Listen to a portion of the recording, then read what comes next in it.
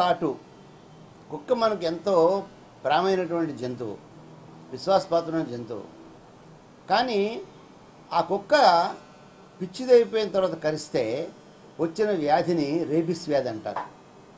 ఈ రేబిస్ వ్యాధి వల్ల ఏటా 50,000 మంది మరణిస్తున్నారు మన భారతదేశంలోని ప్రపంచ ఆరోగ్య సంస్థ లెక్కలు చెబుతున్నాయి.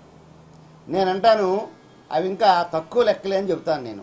కారణం ఏంటంటే విశాఖపట్నంలోనే ప్రతిరోజు ఎక్కడో దగ్గర కుక్క కరిచి రుగ్మతకు గురైనటువంటి కేసుల్లో కాకుండా ఉయ్యాల్లో ఉన్నటువంటి పిల్లని ఎత్తుకుపోయి రోడ్డు పైన చంపినటువంటి కుక్కలు.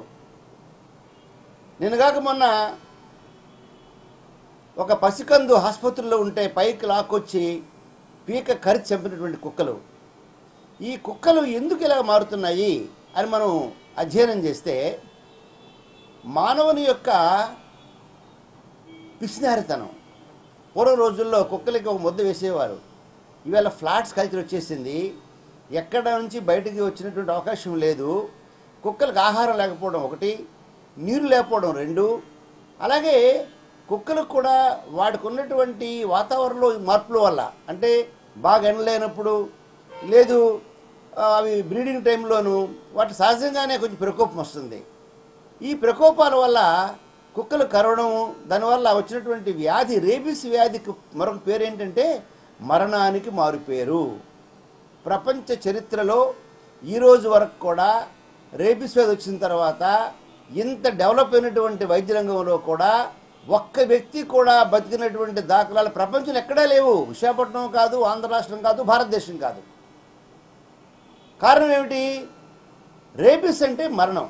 కానీ అటువంటి భయంకరమైన రేబిస్ని కూడా మనము అతి సులువుగా నివారించుకోవచ్చు. ఏం చేయాలి? కుక్కరిచిన వెంటనే ఆ భాగాన్ని సబ్బుతోని రన్నింగ్ వాటర్లో కడగాలి. రన్నింగ్ వాటర్ అంటే అర్థం ఏంటి? ట్యాప్ వాటర్ కింద. ట్యాప్ లేకపోతే పుష్కలంగా నీరు మగ్గుతో పోసైనా సరే సబ్బుతో దాన్ని కడగాలి. అంతేగాని మన వాళ్ళు ఏం చేస్తున్నారు? కుక్క కరిసిన తర్వాత అది కడగడం మానేసి కడిగితే నీరు పడుతుందని, చీము పడుతుందని దాని మీద పసర్లు పెట్టి కట్లు కడుతున్నారు. అది అత్యంత ప్రమాదకరము, ప్రాణాపాయము. కారణం ఏమిటంటే కుక్క లాలాజల్లో ఉన్నటువంటి ర్యాబ్డో వైరస్ ఉన్నటువంటి రేబిస్ వైరస్ ప్రతి గంటకి 3 మిల్లీమీటర్ల వేగంతో పయనించి అది వెన్నుపాముని ఆశ్రయించి వెన్నుపాము తర్వాత మెదడులో చేరుతుంది. మెదడులో చేరిన తర్వాత కోట్లు ఖర్చు పెట్టినప్పుడు కూడా ప్రయోజనం లేదు.